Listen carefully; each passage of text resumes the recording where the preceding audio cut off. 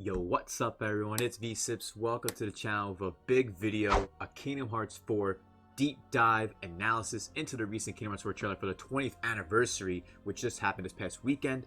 I had to take some time to make sure I really analyze this trailer to get you guys all the information that I feel, and I've watched it numerous times, and we're going to react and go through it together as I analyze and point out many things that you guys may not know.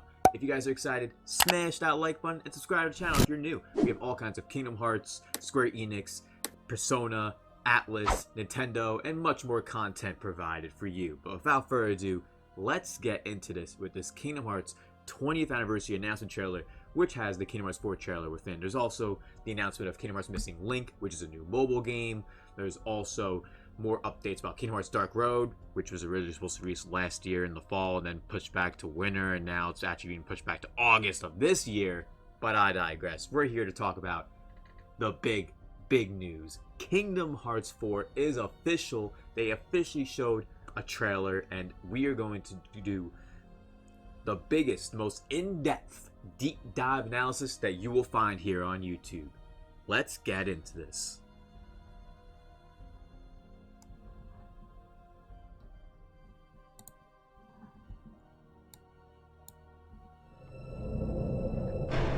The Lost Master Arc.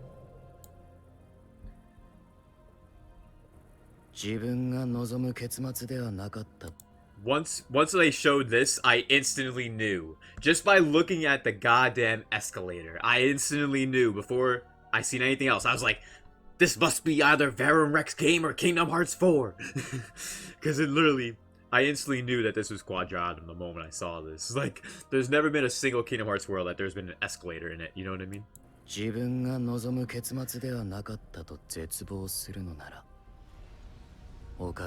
Then leave this world for another.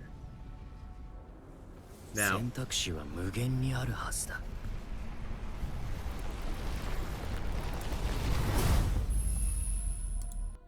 the reason why I wanted to pause is because the person who's voicing this entire sequence right here, if this isn't the ending you desired, if it brings you despair, then leave this world for another. Your options are endless. Now, it may sound crazy, right? But here's how I took this in. The person who's voicing this character is definitely someone that we know of in the Kingdom Hearts series. However, the exact voice itself is not indeed someone that we've heard before in game. It is someone that is supposedly been in the games for a while. I've seen No More made mention of that in a recent interview about the Kingdom Hearts 4 trailer. So I think that's something we definitely got to take into account with the person discussing this set of quotes, along with how I personally see this exact set of quotes as a similar contrast to how in the beginning of Kingdom Hearts 1 there is the original set of quotes, like, if is any of this for real or not, like that whole entire spiel, and how they re-amplified that in Kingdom Hearts 3 at the end of the game. You got those things popping up, especially when you encounter the man from Quadratum himself, Yazora, and they both experience the same thing.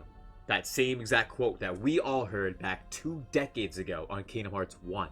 So, my personal analysis of this makes me feel that this set of quotes is going to be so important for the remainder of the series, and to show as well that there is literally limitless options of worlds for these characters to go to, honestly.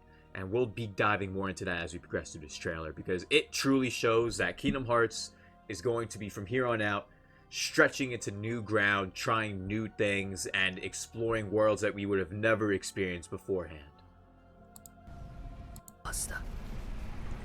The options are endless, you know what I mean? The heart resides within the soul, which in turn is guided by fate to its rightful place. Now, this quote here is definitely going to be major as well for the next trilogy of Kingdom Hearts. It's going to be very substantial. The heart resides within the soul, which in turn is guided by fate to its rightful place. which I think this in turn relates to how when Sora and Yozora met. Yozora seemed to have known who Sora was, and the heart resides in the soul. Yozora even said when they encountered one another that Yozora's body wasn't the way he actually looks. So I think we're going to end up with this quote having its meaning behind how Yozora and how many other characters have their own hearts that will eventually go to where they need to be. And this could even be used in an exemplified way for another character that's in this trailer, as well as maybe even Subject X with Scold. That's how I feel about this, though. Now this here, look how beautiful this world of Endor from Star Wars. Worlds are endless. Nomura is known for a long time how much people wanted Star Wars ever since they got bought by Disney, and Nomura's been a huge fan of Star Wars for years. Literally, the voice actor for Ericus in the Kingdom Hearts series is Mark Hamill. So, and this right here is from the ATST. It's the foot of the ATST right here. That's literally what this is. I'm trying to get a perfect moment where you can see. Like, right, it's the best I can show on here. But, like, look, that's literally the foot of the ATST. There's so much to this game. There's so much. We're literally 6+ minutes into this trailer analysis video, and there's still another 3 minutes to go. Let's continue our deep dive, because this world, literally, like, look at this world. It looks so beautiful.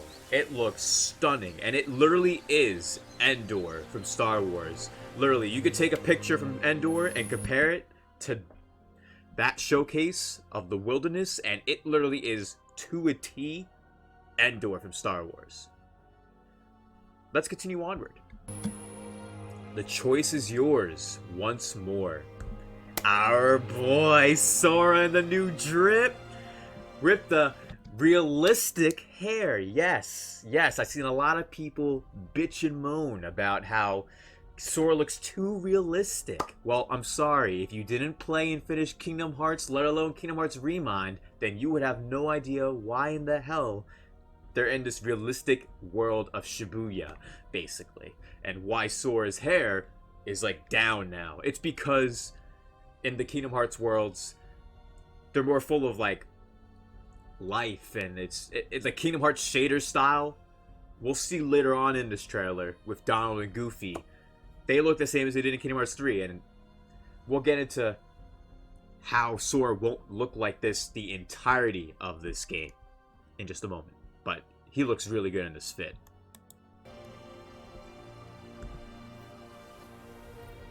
Waking up in a condo in Shibuya. When I saw just this moment right here, I literally jumped out of my seat the moment I first saw the trailer, because Strelitzia is here. Now, for those who may not know, we're going to do a little bit of a history lesson on Strelitzia. For those who may not know this character is not a brand new character. This character has been around for at least 6 years now. The character came out on Kingdom Hearts Key. Yes, Key. I'm not talking Unchained Key. I'm not talking about how Unchained Key become Union Cross. I'm talking, this character was unveiled about 6 years ago on Kingdom Hearts Key, which is the mobile game that eventually got reworked into a video cutscene compilation called Back Cover on Kingdom Hearts 2.8. And this character, Strelitzia, in Kingdom Hearts Key, spoilers, died. She got killed by Ven. Yes, Ven. That Ven, yes. Got killed by Ven, who was being controlled by darkness. And let's just say that that's why Vanitas exists. But that's a whole other discussion. Strelitzia is here, and she is a very pivotal character for the future of the series. And I definitely see a lot to happen, especially with her brother. Yes, Strelitzia's brother, Marluxia, who's named Laurium. And the reason why many of you may or may not have caught on to that if you're just figuring out who Strelitzia is now. For anyone who may not know, Marluxia's number in the organization was 11. What number is that? It's 11. And she has the same hairpiece in Kingdom Hearts Chi and Union Cross as well. But that's just another little tidbit of their connection. Along with, if you played Kingdom Hearts Chain of Memories, which was the second game in the Kingdom Hearts series, there was a foreshadowing to Strelitzia back then with Marluxia's final boss form, where the entire body Marluxia encompasses looks like a giant, heartfelt version of what his original emotions of Strelitzia were. It's insane stuff, and I can understand if you somehow made it 10 minutes in and you're not crazy into Kingdom Hearts, but you're like trying to figure out everything that's going on. That's why I'm giving you all this info, deep dive analysis into everything that's going on, into why these characters are who they are, why they're here, and why things are the way they seem in this Kingdom Hearts 4 trailer with Strelitzia and Sora in this real-life Shibuya world of Quadratum. You've been asleep in this world 7 days ago, since you arrived 7 days ago. Now, this part here, I coined this theory literally the moment the trailer happened. I tweeted about it the moment this happened, so I am the person who coined this theory right here. Sora is in this world. He was asleep for 7 days, basically, since he arrived. Kingdom Hearts 4 takes place, this whole segment takes place over 1 year after the events of Kingdom Hearts 3 and Remind. And Melody of Memory takes place over a year after Kingdom Hearts 3 and Remind. So, my logic, my theory, is 7 days in Quadratum is 13 months in the original Kingdom Hearts worlds, where you see everything has been for the past multiple games. And I think this is true because Sora clearly does look a whole year older, for sure. And Strelitzia, she actually grew 2 years in age, like during the time of Kingdom Hearts Key. She literally grew 2 years older. You guys can even check if you don't believe me. But like, seriously, it's one of those things where Strelitzia, people were saying, oh, Strelitzia doesn't look any older. Well, she did get killed originally, and she clearly got brought back to life in some shape or form. And this condo is clearly not her condo. I'm positive what it is that Strelitzia was basically given a new vessel for her heart to be within in order to become human again in some shape or form. And honestly, this condo, which honestly the Master Masters and or Lushu probably own this condo. Like, it's a really rich, lavish condo once you get a quick look in a second in the trailer. But the Master Masters and Lushu are the ones that put Strelitzia in this condo and helped bring her back into the living world, even though this place that she describes is considered an afterlife, if you might will.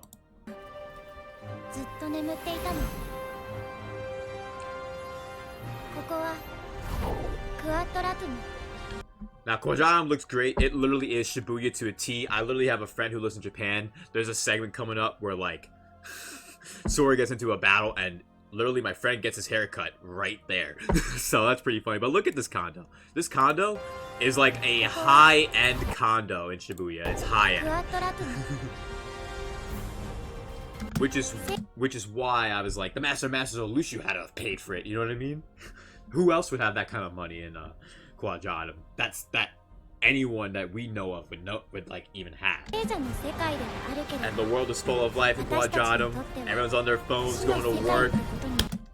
And for characters that are from the worlds of fairy tales and the worlds of Kingdom Hearts and all of that, this is considered an afterworld more than an afterlife. So I think that is something that people need to digest as well. I mentioned afterlife originally, but the trailer says afterworld, meaning to me that how in the earlier part of the trailer, the worlds are limitless, endless, and even though technically it's presumed that Sora actually died. Maybe he really didn't die. What happened was he just went to another world, and because of that, he isn't going to be able to go back to his original world for some time. Because this world of Quadratum is going to definitely be an early game area to a mid game area at most. I think Sora's definitely going to at some point make it back to the original worlds for sure.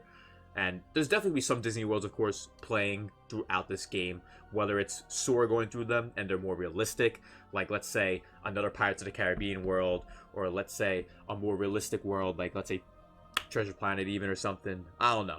I just feel like there's a lot of potential, like with Quadratum and the realistic art style, to use more realistic Disney properties. You know what I mean? And then back in the Kingdom Hearts side of things, you can have Kairi exploring with Aqua, going to various Disney worlds like Encanto, and going to some of the other new Pixar stuff, like even like a ton of other possibilities. Truly, there really is so many possibilities now, since there's the real life art style within Quadratum, as well as the original Kingdom Hearts shading art styles we've seen in Kingdom Hearts 3 and Remind.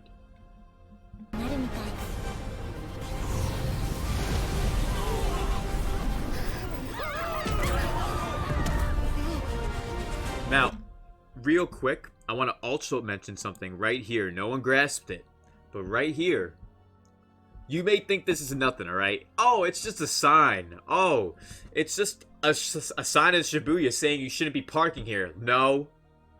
This isn't Japanese, guys. This is in the Scala language. Yes, there is a language for Scala. Scala ad Kylum. For those who may not know still, in Kingdom Hearts Chi, or Key, however you want to pronounce it, that mobile game, from then onward, things have changed a lot, and this Scala ad Kylum language was built upon and made within the lands of Kingdom Hearts Dark Road, as well as in Missing Link. We'll be seeing this language a lot more, the Scala language, and seeing that they have it in Quadratum may even be a sign of some other alternate possibilities. Like, for all we know, maybe someone from the Scala ad Kylum universe during Missing Link could have went to the future and somehow, or influenced the world of Quadratum into understanding the Scala language. Like, these people speak and understand it. Like, and it literally looks like Shibuya from Japan. It's supposed to be Shibuya from Japan. So, I don't know. That's some crazy stuff. Honestly, pretty insane. And the fact that here as well, the imagery of the keyhole within this new version of the Dark Side enemy, the new Dark Side Heartless, I don't know. I just think the imagery is like really on point with this trailer. And that's why I wanted to make sure I took my time with this analysis deep dive, and I wanted to make sure I got every single point I can get across within this trailer, from not just my own perspective of analyzing the trailer, but also letting you guys know some of the crucial info you may not know about the series up to this point, of course. Let's continue. Look how gnarly the new version of Darkseid is. The wings, oh man. Now, right here, we have more of the Scala language even on the license plates. Jesus. I'm telling you, you guys gotta play these mobile games, man. I listen, I'm not saying you guys need to, but like, you have to at least check out like the story elements and the cutscenes at least. Like, that's all I'm saying. Like, I would love for these mobile games to have not been mobile games and instead be real games on regular platforms for gaming, but like, at this point, Nomura and Square Enix, they're like, these mobile games are making us a lot of money, and we're putting out these stories that people are really invested in. Let's continue doing that. That's basically what's happening at this point. Like, I'm still shocked Melody of Memory. I'm shocked Melody of Memory was actually not a mobile game, basically. But Missing Link is. And Missing Link's on Unreal Engine 4. Missing Link is an Unreal Engine 4, for crying out loud. Look at this shit. Come on. That's like, come on. This should be on consoles. Okay, now let's get back to what we were talking about. And look at this guy. Oh, look! I've never seen this before. It looks like a dark Godzilla. Let me take a screenshot, a picture, a selfie, a Snapchat. Literally, he's trying to tweet a picture real quick. Like, look guys, there's a dark side in real life. And then we have Sora, even in a world that he's never been in before, even with how things in this world of Quadratum are supposed to be separated from the constructs of light and darkness, Sora runs forward, no fear for a I still get chills. I literally still get chills from seeing Sora pull out that Keyblade. And for those who may not know, ever since the beginning of Kingdom Hearts 1, there's a very rare quote that you may have missed from back then, and I think it pertains to this especially well. And you guys may not think otherwise, but listen, alright? Because listen, Kingdom Hearts is one of those games where, as you may have noticed from how I mentioned Kingdom Hearts Chain of Memories earlier, how it foreshadowed stuff from now, how the quotes from Kingdom Hearts 1 in the beginning of that game were at the end of Kingdom Hearts 3, and okay. You guys ready for this? If you played Kingdom Hearts 1, then you would remember in Kingdom Hearts 1 that the way light and darkness works for the Keyblade and the Keyblade wielder, as said by Leon, it turns out that's how they were tracking you, the darkness. The Heartless have great fear of the Keyblade. That's why they'll keep coming after you, no matter what. So in this world, where darkness and light have never been, the moment Sora got placed there, darkness eventually arrived. And I think that's the reason why Strelitzia was put into that area too. So Sora can be with Strelitzia as a conduit to allow light and darkness to enter Quadratum, as a hypothesis by the Master of Masters to see if that's even a possibility. And it looks like his possible theory hypothesis was correct, as we see by this trailer. Now, I've seen people complain that, oh, why are people raving about the gameplay? Oh, this gameplay isn't real. Now listen. Yeah, listen. The gameplay is automated. Everything you see on screen for the next 30 seconds of gameplay or so, it's automated. Meaning that this is in-engine gameplay. It is in-engine gameplay, but the way Sora moves is literally automated. They made it in a way where no one's playing as Sora as this little thing is happening. It's literally the computer playing as Sora, doing these things in a specific pattern for the trailer. I want to make sure we clarify that before we go on, because I know a lot of people had a lot of issues with the gameplay, and I'm just like, y'all mad because Kingdom Hearts 3 did us dirty? Let's give Kingdom Hearts 4 a chance, guys, please.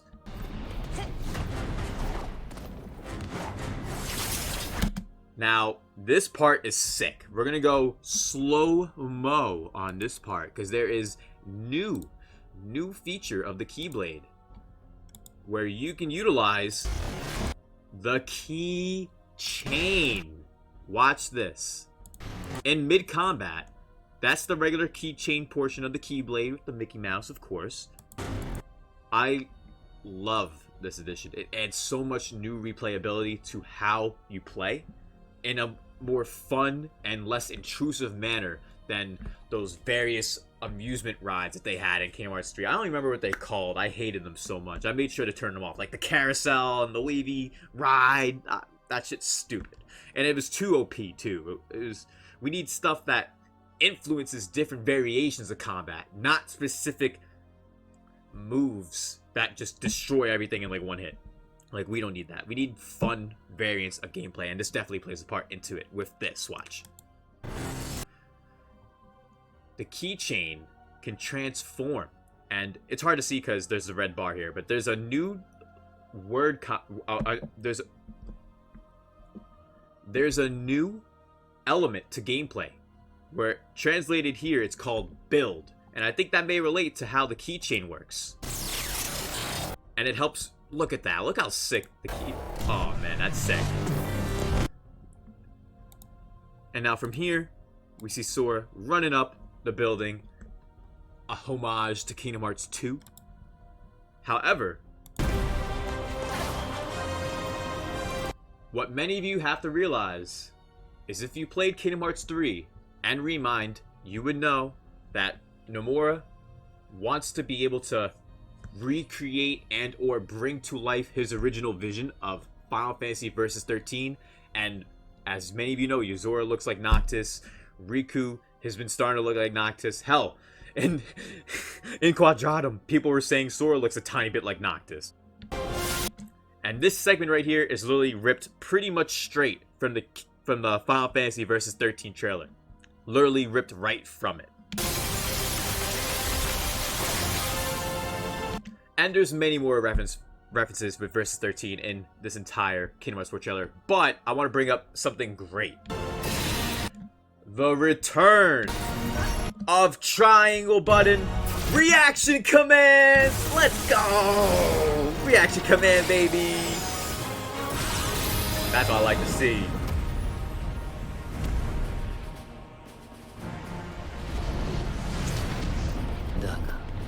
However, if you do leave this world behind, don't expect to return to the one from which you came, which is what I said earlier. It's going to take a lot for Sora to be able to make it back to the world that he's from. And this is, obviously, Masters always has their arms behind their back. You know who else often has their arms behind their back? But I don't really know for sure if it's a possibility, but it's just a concept of a possibility. This person has their arms behind their back pretty often. Anywho, this is probably most likely Lucio as well, which is Xigbar Braig. It could be possible Lucio's in a totally different body at this point. He's a body hopper, and Xigbar's body was looking a little old, you know what I mean? So I wouldn't be surprised if he has a whole new body in this game. Kingdom Hearts 4, baby! Let's go!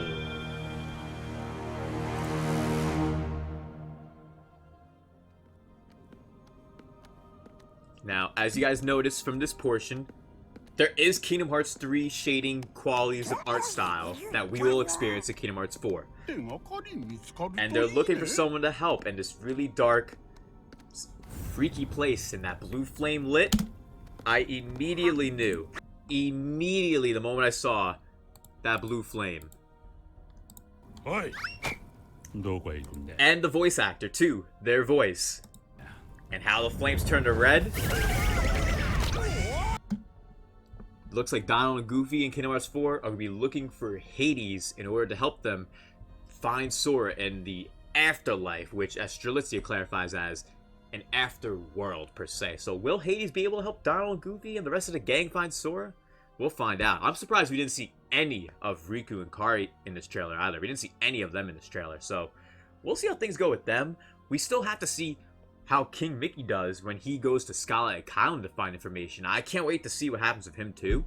And overall, if you're not excited for the Kingdom Hearts 20th anniversary, you gotta be tripping. They started this anniversary the way anniversaries deserve to be started, with great announcements of great games to heighten and exemplify the proudness and the future of the entire series and franchise of Kingdom Hearts as a whole for those who enjoy it. And let's just say Square Enix did a greater job of Kingdom Hearts anniversary than Atlas with the Persona 25th. Because as many of you know, I was covering a lot of the 20th anniversary stuff, and then I stopped because unless it's something major, there's no reason to waste my time. Because Atlas doesn't give a shit.